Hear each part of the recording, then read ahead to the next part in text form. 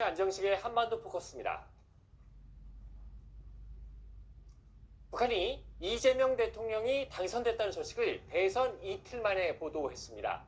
탄핵 2달 만에 치러진 대선에서 이 대통령이 21대 대통령으로 당선됐다는 내용인데요. 짧은 두 문장짜리 굉장히 간략한 내용입니다.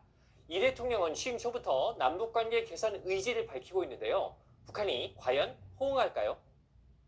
남북 간에 대화하고 소통하고 공존하면서 서로 협력해서 공동 번영하는 길을 찾아가겠습니다. 북한은 윤석열 정부에 대해서는 극도의 거부감을 보여왔습니다. 우리는 윤석열 그 인간 자체가 싫다. 우리는 절대로 상대해주지 않을 것임을 분명히 밝혀둔다.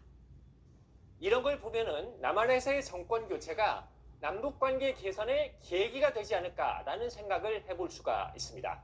하지만 북한이 남북관계를 적대적인 교정국 관계로 고착됐다고 밝힌 2023년 말 노동당 전원회의 결과를 보면은 남북관계 복원이 쉽지 않을 것이라는 생각을 하게 됩니다.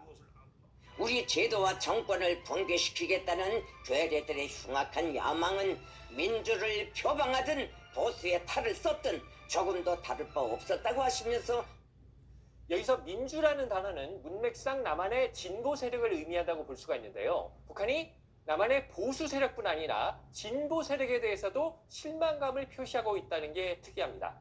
그렇다면 북한은 왜 남한의 진보 세력에 대해서도 실망감을 표시한 걸까요?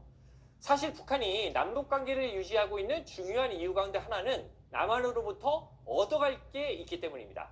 그런데 유엔의 대북 제재가 엄격해지면서 이제는 진보 정권이 집권을 해도 얻어갈 게 별로 없어졌습니다.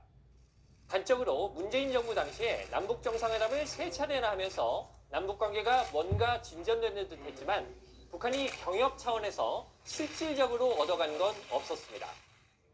그런데 남북 관계를 유지하게 되면은 한류가 전파가 되면서 북한이 체제 유지 차원에서 부담이 되는 건 사실입니다. 그렇다면 북한이 고민을 했겠죠.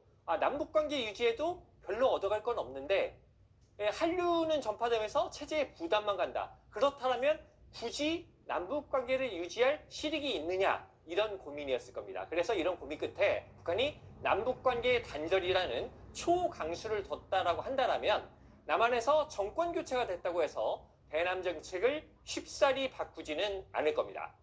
남북관계를 북한이 적극적으로 바로 풀 가능성은 그렇게 높지는 않다.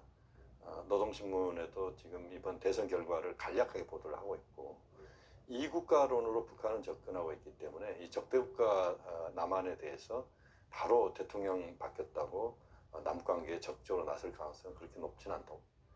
최근 북러 간의 밀착으로 북한이 급하게 필요한 것은 러시아로부터 얻게 되면서 남한이나 미국과의 관계 개선 필요성이 낮아진 것도 북한의 변화를 이끌기 어려운 조건입니다.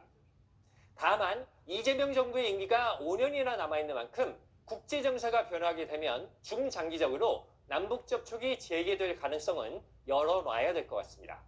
지금까지 한반도 포커스였습니다.